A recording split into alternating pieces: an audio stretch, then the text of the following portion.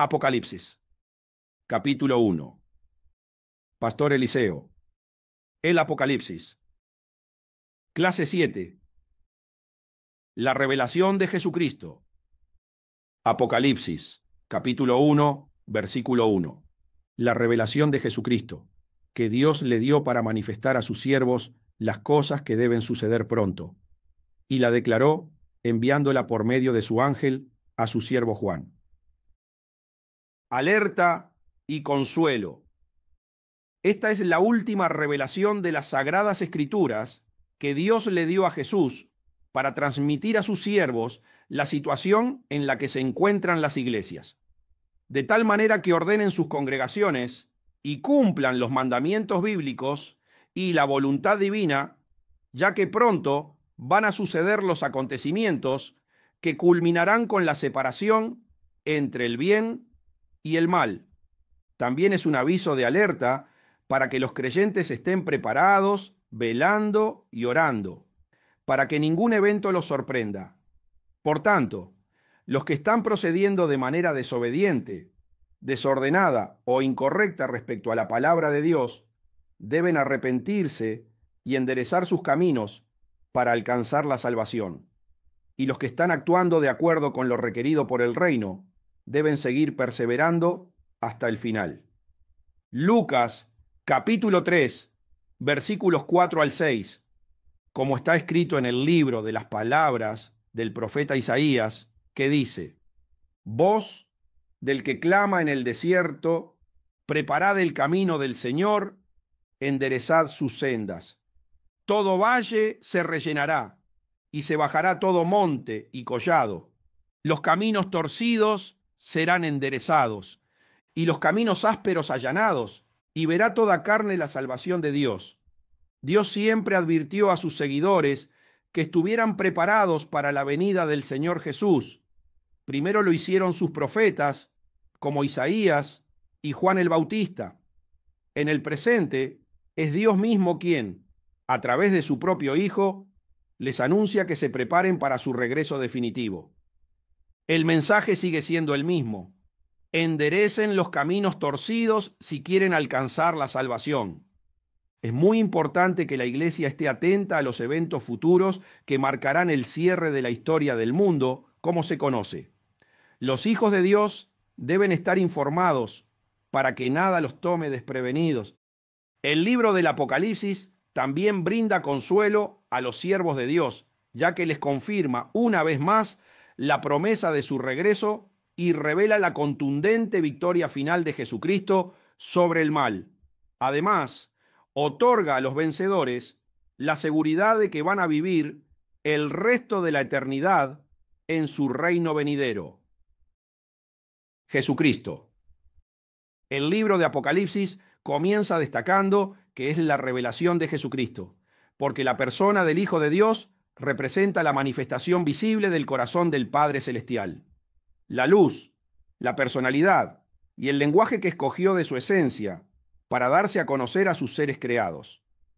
Al identificar el nombre de Jesús junto con la palabra Cristo, hace referencia a su obra redentora y a la función que vino a desempeñar como el Mesías enviado del cielo, para que quienes lo oigan y lo reciban puedan conectarse nuevamente con Dios y vivir eternamente en su reino.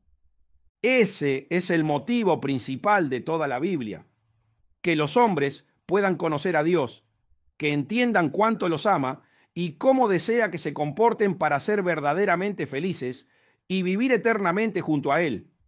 Jesucristo es el enviado para que todo esto se haga posible. Él es la manifestación visible del Creador, y el objetivo de su venida es conectar a los hombres con Dios mientras están en el mundo, ya que aún tienen el espíritu dentro de sus cuerpos terrenales, y eso les permite tener la condición para salvarse. Si el espíritu del hombre sale de su cuerpo sin que se conecte con Dios, será eternamente maldito. Por ese motivo, después de la muerte física, se termina el tiempo establecido para alcanzar la salvación. Hay dos maldiciones que se interpusieron entre Dios y los hombres: el pecado y la muerte. Jesús libera completamente del pecado y de la muerte al alma que lo acepta como Salvador. El tiempo para tomar esta decisión es limitado y comienza cuando el alma entra en el cuerpo que fue hecho del polvo de la tierra. De lo contrario, tendrá que sufrir por el resto de la eternidad en un lugar de tormento. Unificación de los espíritus para dar la revelación. Lo interesante de esta revelación es que llega a los hombres a través de la interacción de varios espíritus diferentes que trabajan conjuntamente en favor del reino de Dios y que están vinculados al Espíritu Santo. Esta revelación parte del Espíritu de Dios, el creador del universo, el pensamiento único y supremo, el fundamento que permite que todo exista.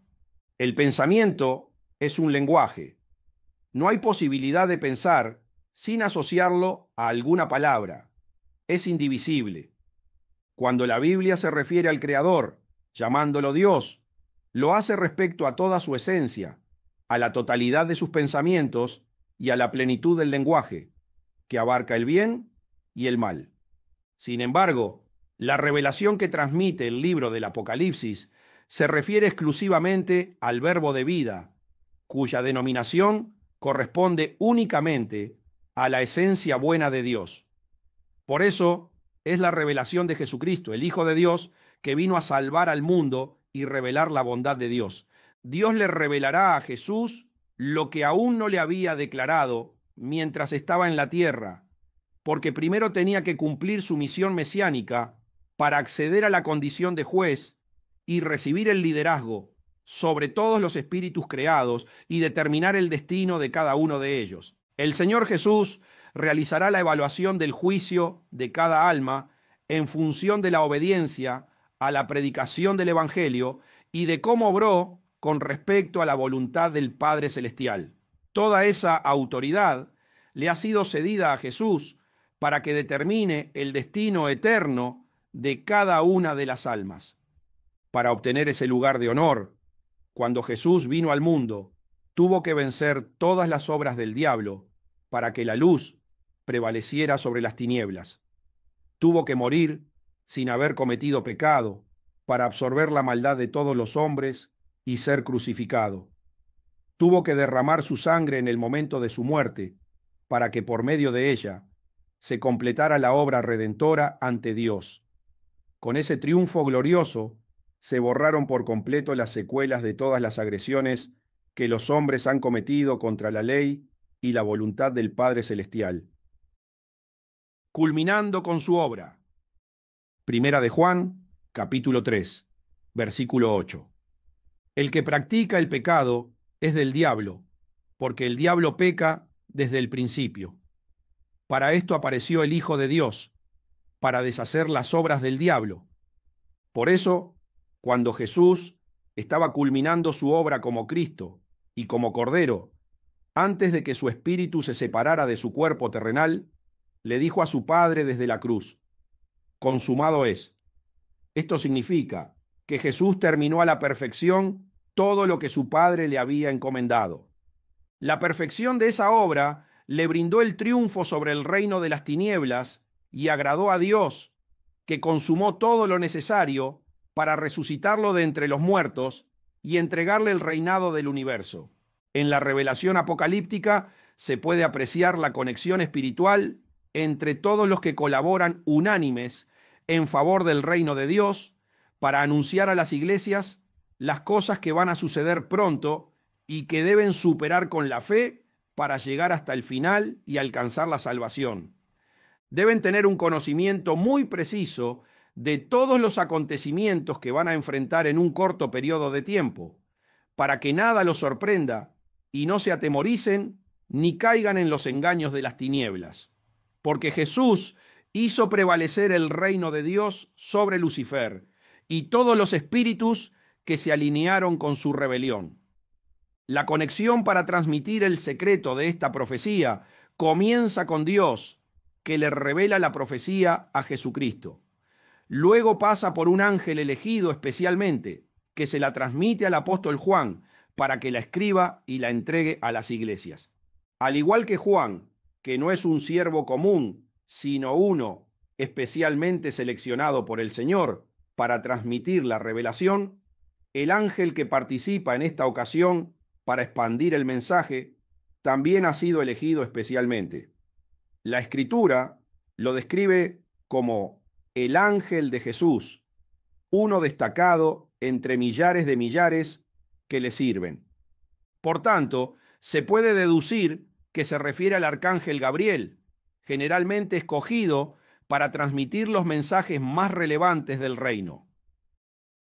Juan, siervo de Jesucristo, aunque Juan se describe como siervo por la relación que mantuvo con Jesús mientras estuvo en la tierra, se le puede considerar alguien sumamente especial.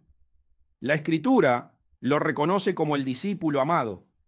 Tenía la particularidad de recostarse en el pecho de Jesús para escuchar sus enseñanzas, lo que le permitía oír cosas muy profundas sobre el reino de Dios que otros seguidores no podían escuchar. El comportamiento tan destacado de este discípulo refleja la simbología de su nombre, Juan, que etimológicamente proviene del hebreo y significa aquel que está lleno de la gracia de Dios o Dios es bueno.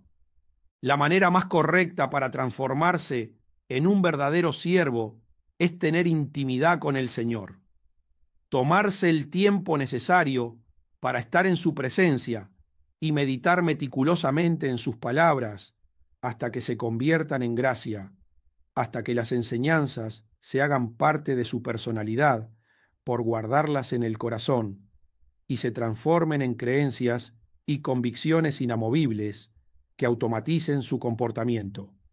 Es decir, ya no es necesario pensar antes de actuar para tener el comportamiento genuino de un siervo de Dios. Actúa por reacciones instantáneas, porque ya son parte de su esencia. Ese proceso da lugar a un creyente auténtico, lleno de la gracia de Dios.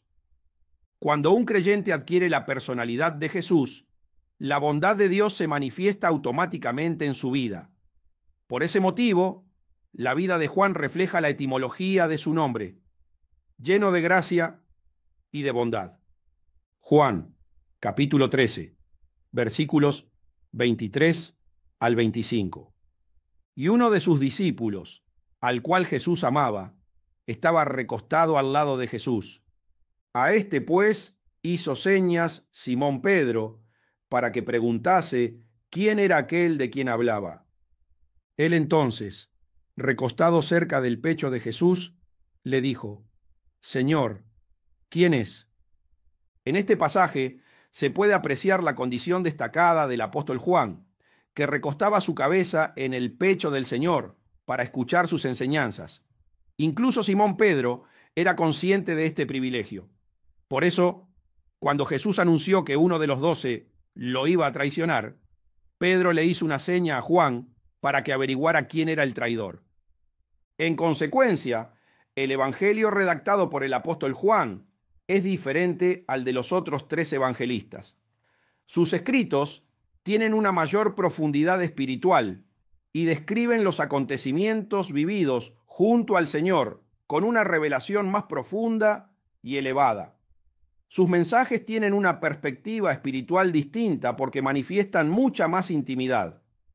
El Evangelio de Juan identifica y presenta a Jesús como el Hijo de Dios y también representa el gobierno político del reino de los cielos. El objetivo principal de transmitir esta revelación es que el mensaje llegue a todos los siervos del Señor, con el propósito de que anuncien en las iglesias los acontecimientos finales, ya que van a suceder pronto, y quienes no estén preparados correrán el riesgo de perder la salvación. Lo que relata este libro es imprescindible conocerlo con absoluta certeza para entrar en el reino de Dios.